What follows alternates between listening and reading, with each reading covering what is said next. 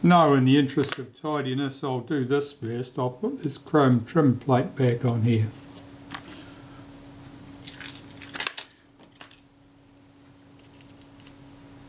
So we have our strap lugs at one end, which will hold this in position.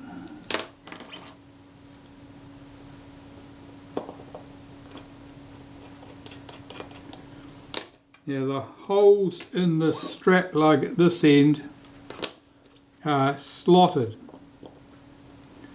I find if you hold the strap lug outwards, push it outwards against the heads of the screws as far as it'll go, that's the right position. Our strap lug at this end, there's nothing tricky about this one.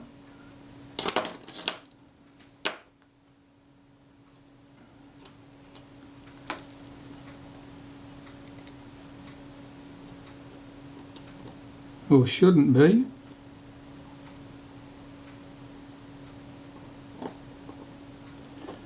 That screw in place. And its mate in place. Countersunk screw here. Round head screw over this end. Tighten those two down. Now I can put that aside and look at the camera shutter. Right, well there's our plastic connector for the flash contact. We'll have that off. There's our retaining ring. We have our shims.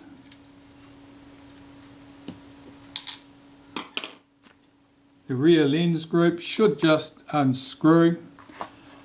It doesn't really need to be any more than finger tight. Now I'm just looking, the lens itself is well recessed, so I can just use the edge of a stainless rule there as a spanner to loosen this up.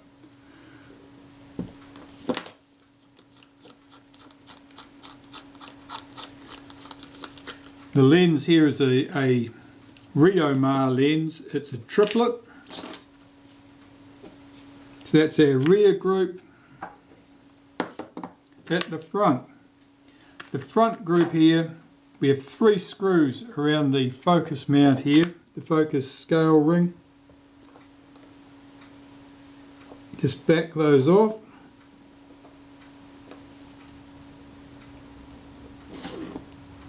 Those screws are not particularly tight. Lift that ring off, back it off a bit more. Well, that was the scale ring coming off the whole mount there. That'll have to be glued back in place. That's interesting. I've got another one of these somewhere where the scale ring is missing. See, the adhesive is given up here.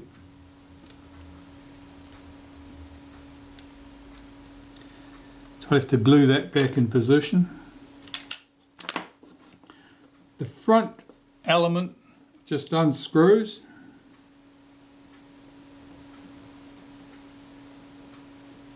It's quite sticky, that grease. It's a rubbery sort of a feel to it. Yeah, there's the name rings falling off the front of that too. So the adhesive here is all just giving it away really. The centre group here, that's probably quite well stuck in there. I've got a variety of tools for getting something like that loose. I'll find the closest. I have a selection of tools that'll remove things like that. A couple of pairs of pliers that have been dealt to. This one was some crimp lug, no, what's that? Circlip pliers that I've dealt to. They all work quite well. Also got this tool that I've made to unscrew lenses of that style before. I don't know whether it would fit this one. Let's have a look. Depends whether the grooves in the lens have a suitable width. No, that one won't. This is too broad and it's for the size of those grooves. You could use a traditional lens spanner. Let's see how we get on with this.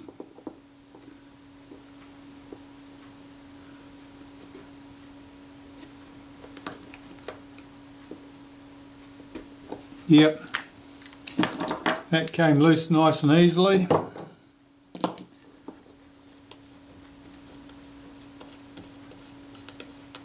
If you're going to use a tool like this, typically how I would tend to use one of these is I would put it in a vise, so there was just a little bit of it sticking up at the top, just enough to engage with the lens slots, and then you can use your whole hand on the lens body, the shutter, to unscrew it, and that's much easier and much safer than trying to hold this with one hand and hold this with another and twist it. You're much more likely to slip doing that. If you can make one of them stationary, and stationary in a vise, like in a piece like this, that tends to work better. We didn't need to do that today, so I'll remove that. That's our centre group. And we're ready to open the shutter itself up. This is a Compur rapid shutter, which differs from a synchro Compur in that it's only synchronized for one flash speed, which is the X speed.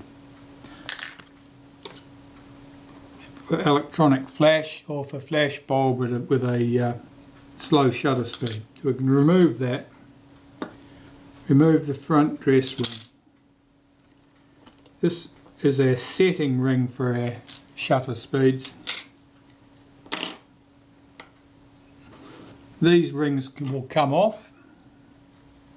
One couples directly to our shutter speeds here, the cam here, and this one here couples to the aperture settings at the back. Here's our shutter speed settings cam plate on the shutter itself. Now we're into the guts of the shutter. And this is much like the shutter on a Retina 3C, except it lacks the extra synchronisation. You can take out that little cocking shaft there, unhook the main spring. I want to look at the state of that main spring. I suspect that it's very exhausted. Yeah, it looks pretty tired. Take out the main cam. 2 screws hold the retard gear train in position.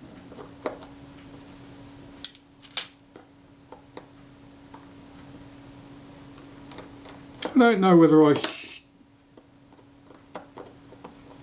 showed you this camera how it functioned prior to pulling it apart. The shutter was okay, but the slow speeds were just about useless.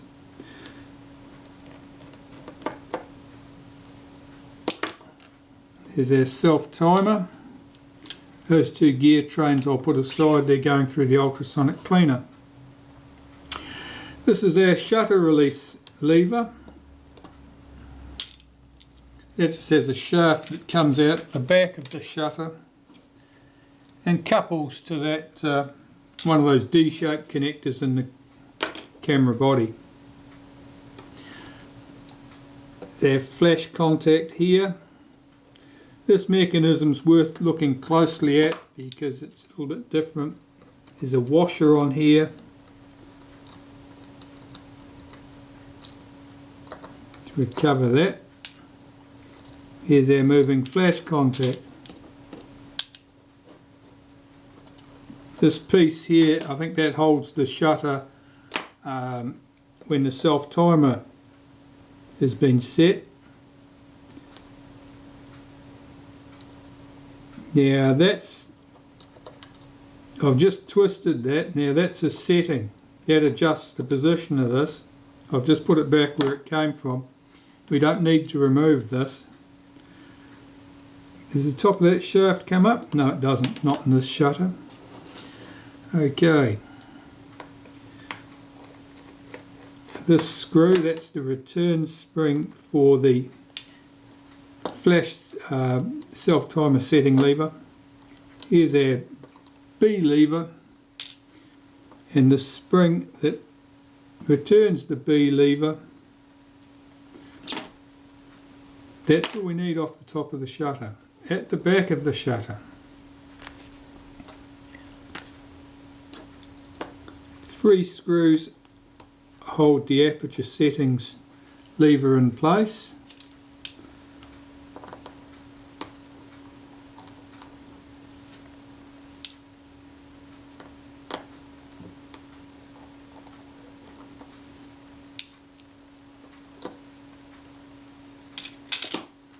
Here's the shim, much as it would be on a 3C. Here's the setting lever for our self-timer. We're down to the shutter case. Three screws hold the mechanism plate and the shutter case together. They're very tight in this case. Got to keep an awful lot of down pressure on the screwdriver. You do not want it camming out. If it cams out, you'll end up with damaging the screw heads. Right, so there's our shutter.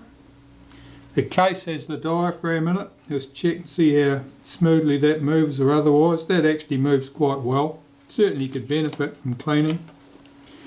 Our shutter blades are quite clean. Our mechanism plate, let's hold that tab back out of the way.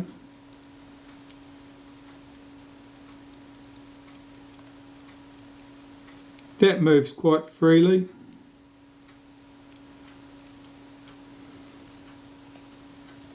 Okay, so we can strip down the mechanism plate. I'll just take the three screws out which hold the lens tube in position. This little bracket holds the main spring for the main cam. That screw will be longer than its two mates here.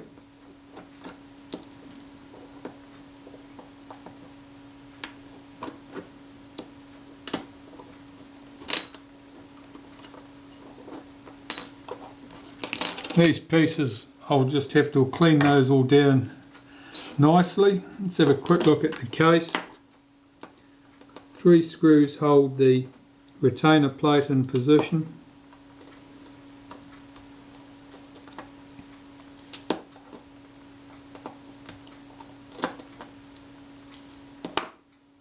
Tip that lot out. Here's the moving plate that swings the blades inwards and outwards.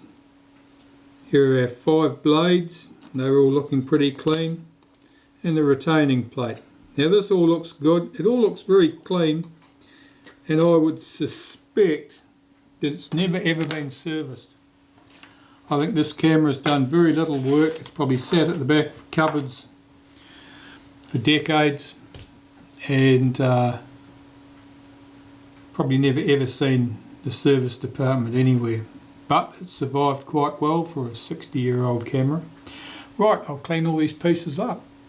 Well, I've been busy. I've cleaned up the mechanism plate, put that back together, lubricated that with graphite powder. That's what I normally do. Then what you can do is make sure you blow all the excess away. I've cleaned up all the diaphragm blades, etc. and I'm ready to start reassembling things. All the shutter blades and diaphragm blades, in this case, were in great condition and just needed to be cleaned with a bit of naphtha just to make sure that everything was as good as it should be. So I'll start reassembling the diaphragm. The diaphragm blades, as you're probably aware, are interleaved. There's no first and last blade. Each blade is on top of the next blade at one end and under the next blade at the other end.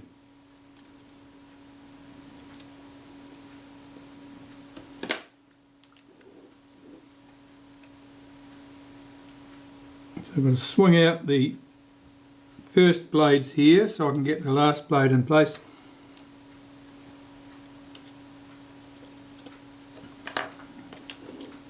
These blades aren't lying exactly flat. That's unusual. Normally it's a sign that the blades have been oily and they've been forced and they've distorted as a result. There's not really any suggestion that that's been the case here. Here's the moving plate. It only goes on in one position, and I know from experience it's this position. There's the stud on the retainer plate, and here's the stud on the moving plate. Now the case goes over the top. That stud here on the retaining plate comes up through a spot in the case right here.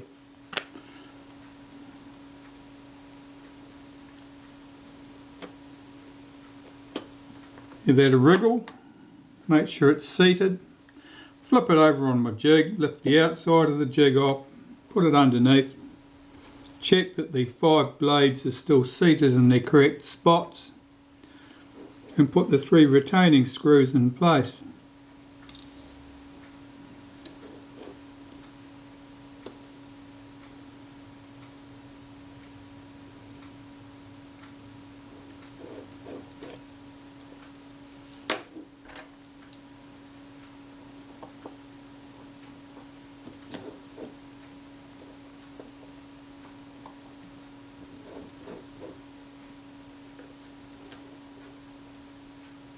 Cursive magnetised screwdrivers.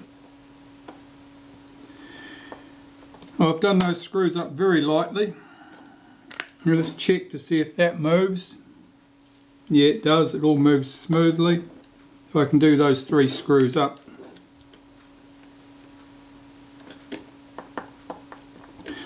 My assembly jig here is just a couple of 1/2 inch drive sockets.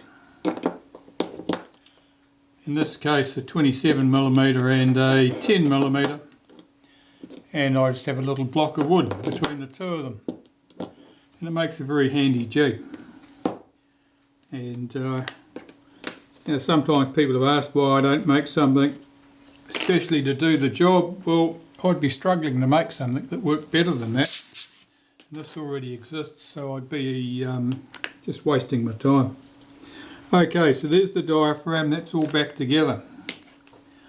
The mechanism plate, as I say, I've already had this apart, cleaned it all, put it back together.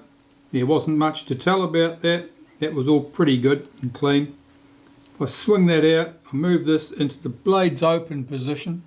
So this is hard up against that tube, and start putting the shutter blades in place. Now shutter blades do have a first and a last position. This is where it starts, right there.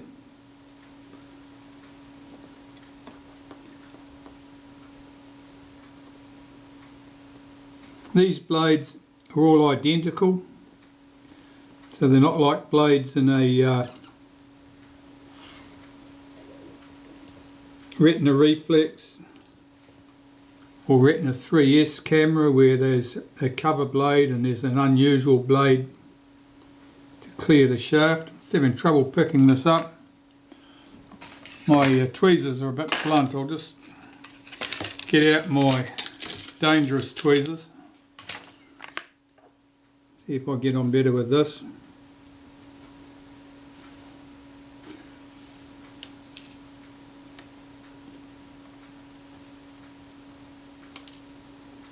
I certainly pick it up, but I'm not very good at holding things with them.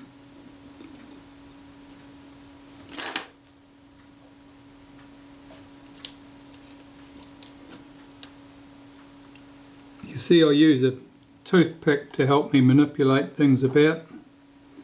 Toothpicks are great. They won't scratch anything like a metal tool would. And if they're dirty, you just biff them out, get another one.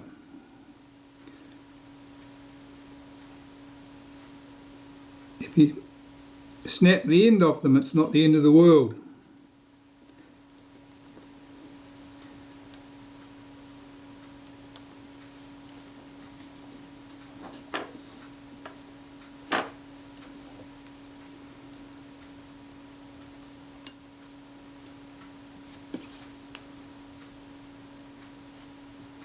One last blade.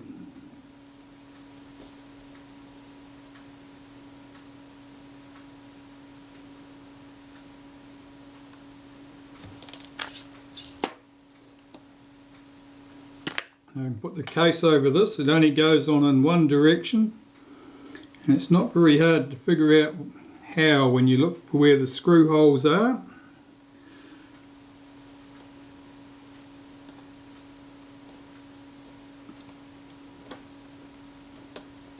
Why does that not want to go over? Is it catching on the flash contact?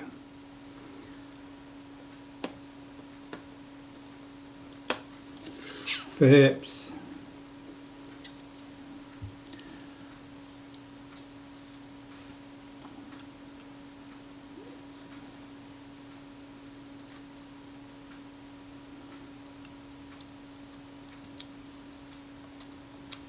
There we go. You know why it didn't fall into place immediately. Just there to give me grief today. The 3 screws I'll run down very lightly. Never just tighten them up without checking. If one of those blades had become displaced when I was lifting that case over the top, which was quite not an uncommon event if there's any difficulty in getting that case over smoothly, then there's always a danger the blades will get trapped. They won't be sitting correctly on their pins. Let's see how this goes. No, the blade's closed smoothly. That's all good. Tighten those 3 screws up. And that's the mechanism plate. Basically, the basic part's done. The shutter blades are in place. If I hold that catch back, I can swing my blades open and closed. That's all nice and smooth. The diaphragm, that moves smoothly too. So we can start assembling some of the other components to the mechanism plate now. I'm going to skip showing you all the cleaning of these components because basically it just amounts to doing exactly this. Just cleaning all the components with some naphtha to get rid of that old grease. And the main reason you want to get rid of the old grease, there's a couple of reasons. First of all, it will have dried up, gone hard and sticky, so it tends to be more a brake than a lubricant. And apart from that, it will have absorbed a lot of dust and grit over time, which means that instead of being a nice lubricant reducing friction, it becomes a grinding paste and will grind away the metal surfaces. So all I've got to do basically is clean components like this ready for reassembly, and I'll do that and save you the bother of having to watch me sit here swabbing at stuff, which isn't very exciting. Right, some components for the inside of the shutter. Here I have the B lever spring. If I can just pick it up in the right orientation, I'll be doing very well. For reasons of its own, it would rather lie on its back.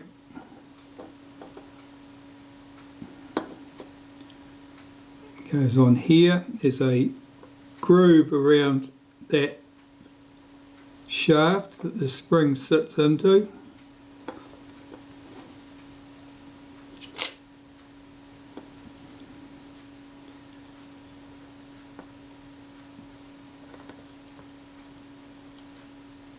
There it is, and I'll put the B lever in position. So to help me there, I'll open the blades into the fully open position, get my B lever, hook it into its return spring, slide it across, drop it onto its post. There it is, sitting there, ready to go. Now the retaining screw for this B lever has a spring on it, which is the return spring for the self-timer setting lever. It's a little bit awkward to get in position. I've got it here. Let's see if I can get that in place.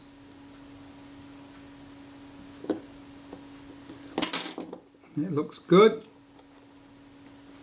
Run that down, check that the B lever moves, it does. And the tail of the spring has to be lifted up and over against the inside of against the lens tube here. So it acts against this lever at this end. And there's the B lever. If I hold that up with my finger, I can pull the blade actuating ring back into the park position. That went smoothly enough.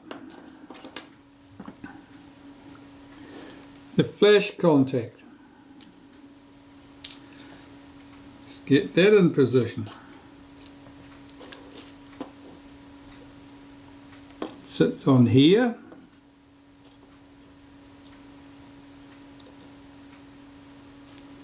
And it had a washer on the top.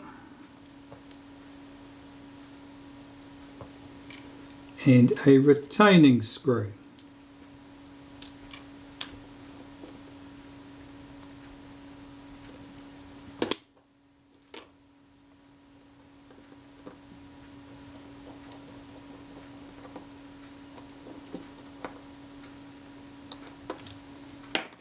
Where is our shutter release lever? I'll just give the shaft of that a very brief wipe with a bit of molybdenum paste. Shutter release lever drops in this way. It's got to pick up underneath the B lever, and its spring has to be tucked in so it runs down the inside of the case like that.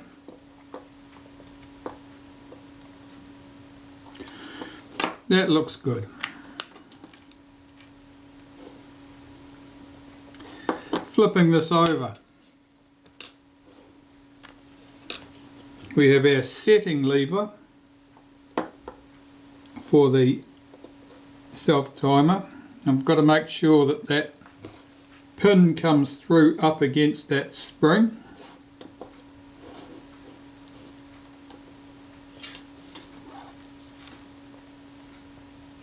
The shim goes on, it's got a little tab on it, so it only fits in one orientation.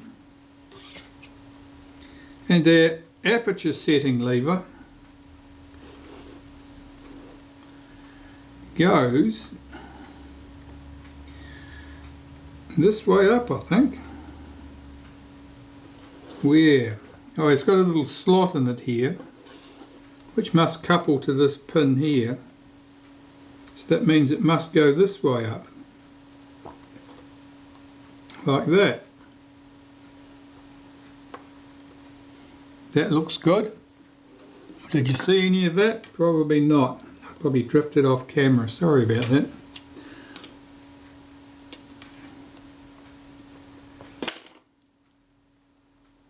There are 3 retaining screws.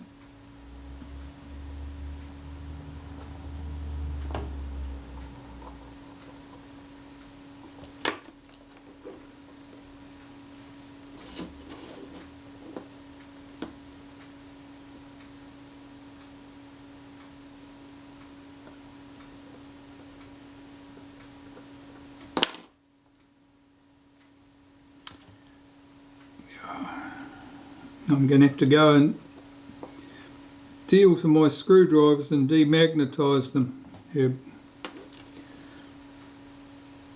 becoming a nuisance.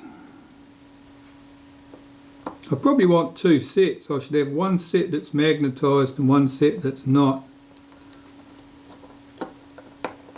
Sometimes it's useful to have magnetised screwdrivers and sometimes not. Okay, so there's our aperture settings. That moves smoothly. Yeah, shutter components are mostly back in place. I'll carry on.